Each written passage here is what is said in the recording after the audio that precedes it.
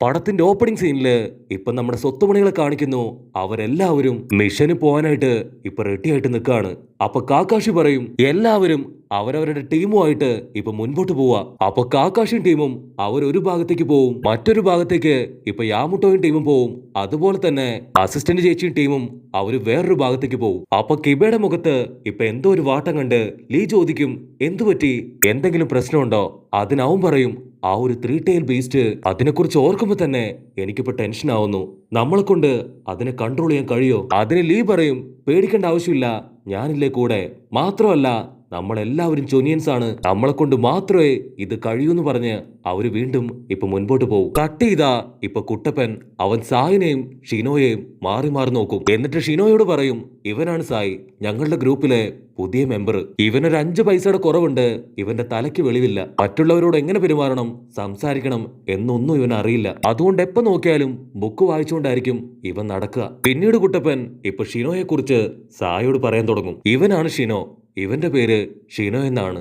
ഇവനെക്കുറിച്ച് എന്നൊക്കെ പറഞ്ഞ് ഇപ്പൊ കുട്ടപ്പൻ ബബബ അടിക്കുമ്പോ അതിന് സായി പറയും, ഇവന്റെ പേര് ഷിനോ, ഇവൻ വന്നിരിക്കുന്നത് അബുറാമി ക്ലാനിൽ നിന്നാണ്. നിന്റെ അച്ഛന്റെ പേര് സിബി അബുറാമി. നിന്റെ സ്പെഷ്യാലിറ്റി എല്ലാ കാര്യങ്ങളും വളരെ ഇൻഡെപ്ത് ആയിട്ട് റിസർച്ച് ചെയ്ത് കണ്ടുപിടിക്കും.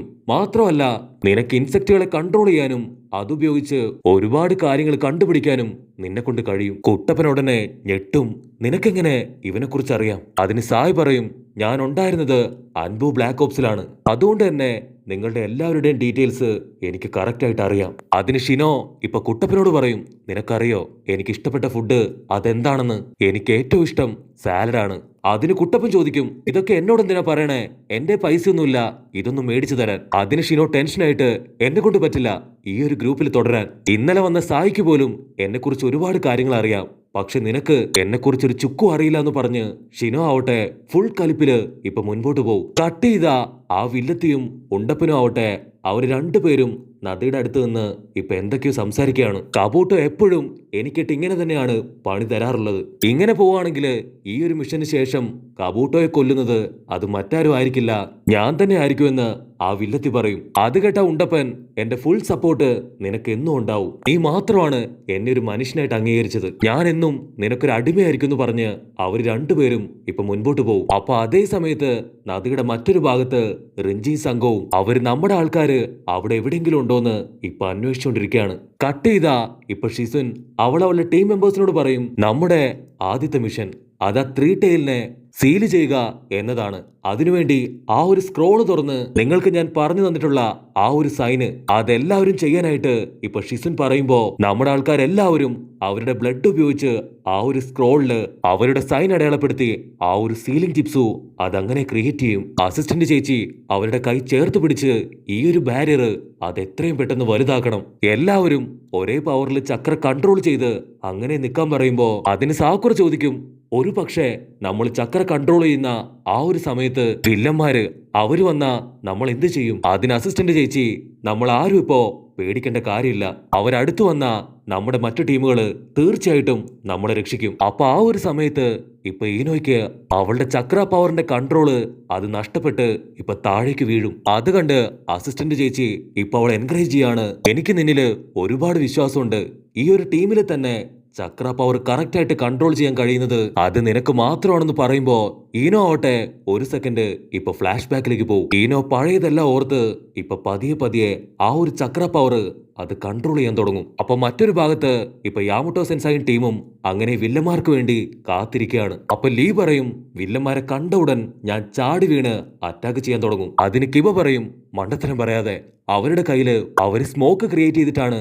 നമ്മളുമായിട്ട് ഫൈറ്റ് ചെയ്യുക, അതുകൊണ്ട് അത്ര എളുപ്പത്തില് അവരെ കണ്ടുപിടിക്കാൻ കഴിയില്ല. അതിന് ലീ ടെൻഷനായിട്ട് പറയും, എന്റെ കയ്യില് അതിനൊരു വഴിയുണ്ട്, നമുക്കെല്ലാവർക്കും ഫൈറ്റ് ചെയ്യാനുള്ള ഗഡ്സ് ഉണ്ടായാൽ മാത്രം മതി എന്ന് പറയുമ്പോ ഇവൻ ഇങ്ങനെ ഒരു മണ്ടനാണല്ലോ എന്ന് പറഞ്ഞ് എല്ലാവരും തലയിൽ കൈവെക്കും. കട്ട് ചെയ്ത മറ്റൊരു ഭാഗത്ത് ഇപ്പൊ കാക്കാഷി ടീമും അതേ വില്ലന്മാർക്ക് വേണ്ടി വെയിറ്റിംഗ് ആണ്. കാക്കാഷി ഷിനോയോട് ചോദിക്കും, നിന്റെ ജിപ്സു അത് കംപ്ലീറ്റ് ആയോ? അതിന് ഷിനോ പറയും, ഇല്ല ഇല്ല, എനിക്ക് ഇനിയും കുറച്ചുകൂടെ സമയം അതിനാവശ്യമാണ്. അപ്പൊ കാക്കാഷി ഇപ്പൊ സായോട് പറയും, യാമുട്ടോ സെൻസായി അവരുടെ അതേ ഫോമിൽ തന്നെയാണ് നമ്മൾ ഫൈറ്റ് ചെയ്യേണ്ടത്. നീ ഒരിക്കലും അൻബു ബ്ലാക്ക് ഓപ്സിന്റെ ഫോം അതിവിടെ യൂസ് ചെയ്യരുത്. അവരങ്ങനെ കാര്യമായിട്ട് സംസാരിക്കുമ്പോ ആ ഒരു തടിയൻ അവൻ ചാടി വീണ് ഇപ്പൊ കുട്ടപ്പനെ ഇടിക്കാൻ തുടങ്ങും. അവൻ എന്തെങ്കിലും ചെയ്യും മുമ്പേ കാക്കാഷി ഒരു കത്തി അതങ്ങനെ നീട്ടി വില്ലനെ മിരട്ടി അടിക്കാൻ തുടങ്ങും. അപ്പൊ അവന്റെ പിന്നാലെ തന്നെ ആ ഒരു വില്ലെത്തി അവൾ അവിടേക്ക് ചാടി വീഴുമ്പോ ഇപ്പൊ കുട്ടപ്പനാവട്ടെ ഇക്കിമാരെ ഓർമ്മ വന്ന് അവളെ അടിക്കാനായിട്ട് ഓടും. അവൾ അപ്പോഴേക്കും ഇപ്പൊ ക്രിസ്റ്റൽ ജിപ്സ് വെച്ച് കുട്ടപ്പനെ ലോക്ക് ചെയ്യും. പക്ഷെ നമ്മുടെ കുട്ടപ്പൻ അവൻ ഈ കഥയിലെ ഹീറോ ആണ്. അവൻ അവന്റെ ഷാഡോ ക്ലൗണിനെ ക്രിയേറ്റ് ചെയ്ത് ഇപ്പൊ അവളുടെ ക്രിസ്റ്റൽ ജിപ്സ് നിന്ന് അങ്ങനെ പുറത്തേക്ക് വരും. അപ്പൊ മറ്റൊരു ഭാഗത്ത് ആ ഒരു സ്മോക്ക് സ്ക്രീൻ ഗായ് അവൻ യാമുട്ടോ സെൻസായുടെ ഭാഗത്തേക്ക് ഇപ്പൊ നടന്നു വന്നുകൊണ്ടിരിക്കുകയാണ്. ഒട്ടനെ യാമുട്ടോ സെൻസായി ആളുടെ വുഡ് സ്റ്റൈൽ ജിപ്സ് ഉപയോഗിച്ച് അവനെ അങ്ങനെ തന്നെ ഇപ്പൊ ചുരുട്ടി പിടിച്ച് മടക്കി ലോക്ക് ചെയ്യും. അതിന്റെ തൊട്ടു പിന്നാലെ ഇപ്പൊ ലീ ആവട്ടെ അവനെ ഇടിക്കാനായിട്ട് ഓടി അടുക്കുകയാണ്. ലീ തൊട്ടടുത്തെത്തുമ്പോഴായിരിക്കും അത് വില്ലന്റെ വെറും ഒരു ക്ലോൺ ആണെന്ന് അവന് മനസ്സിലാവുക.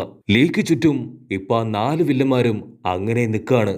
അത് കണ്ട് കബൂട്ടോയ്ക്കാവട്ടെ അവന് ടെൻഷനാവും. വില്ലന്മാരുടനെ ഇപ്പൊ ഒരുപാട് സ്മോക്ക് അവിടേക്ക് സ്പ്രെഡ് ചെയ്യുമ്പോ ലീക്ക് മനസ്സിലാവും കബൂട്ടോ പറഞ്ഞത് കറക്റ്റ് ആണ്.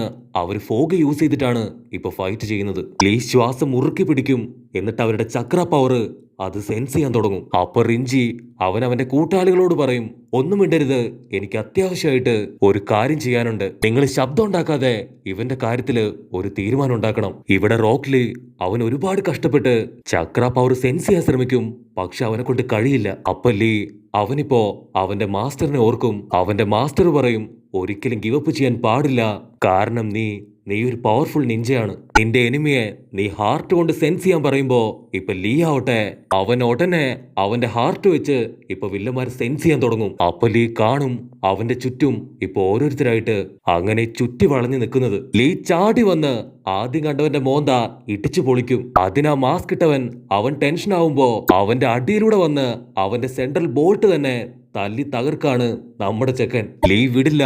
അവൻ അറഞ്ചം പുറഞ്ചം ആ വില്ലന്മാരെ എല്ലാവരെയും ഇപ്പൊ എടുത്തിട്ട് അടിക്കാൻ തുടങ്ങും. ലീയുടെ അടിയുടെ പവറില് അവിടെ മുഴുവൻ പുക പറക്കുമ്പോ ഇവിടെ നമ്മുടെ ആൾക്കാര് കണ്ണു തള്ളി അത് നോക്കി നിൽക്കും. അപ്പൊ ടെൻ അവൾക്ക് ആവേശം കയറി 2 സ്ക്രോൾ എടുത്ത് ഇപ്പൊ അവളും വില്ലന്മാരെ അറ്റാക്ക് ചെയ്യാനായിട്ട് അവിടേക്ക് ഓടി അടുക്കും. അവൾ ആ സ്ക്രോള് അതാഞ്ഞു വീശുമ്പോ ഒരുപാട് നിഞ്ച ടൂൾസ് പുറത്തേക്ക് തെറിക്കാൻ തുടങ്ങും. അത് കണ്ട് ടെൻഷനായിട്ട് ഇപ്പൊ വില്ലന്മാർ ചുറ്റും ഓടുമ്പോ അവർ തന്നെ കൂട്ടിയിടിച്ച് ഇപ്പൊ താഴേക്ക് വീഴും. അപ്പൊ അതിലാ മാസ്ക് വെച്ചവൻ അവൻ പറയും, ഇപ്പൊ വേറെ വഴിയില്ല, എത്രയും പെട്ടെന്ന് ഈ ഒരു ഫോഗ് അത് ക്ലിയർ ചെയ്യണമെന്ന് പറഞ്ഞ് അവർ ആ ഫോഗ് തന്നെ ഇപ്പൊ ക്ലിയർ ചെയ്യാൻ തുടങ്ങും. ടെൻടണും റോക്ക്ലിയും വിടില്ല.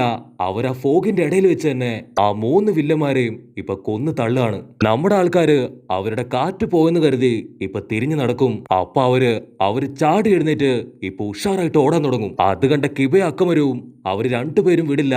നമ്മുടെ ആൾക്കാർ പിന്നാലെ പോയി ഇപ്പൊ അവരെ കടിച്ചു പറിച്ച് ഒരു മൂലക്കിടും. കട്ട് ചെയ്താ ഇവിടെ കക്കാഷി ടീമും അവര് പുറകോട്ട് ഓടുമ്പോ ആ വില്ലത്തി വീണ്ടും അവളുടെ ക്രിസ്റ്റൽ ജിപ്സ് ഉപയോഗിച്ച് ഇപ്പൊ കാക്കാഷി അറ്റാക്ക് ചെയ്യാണ്.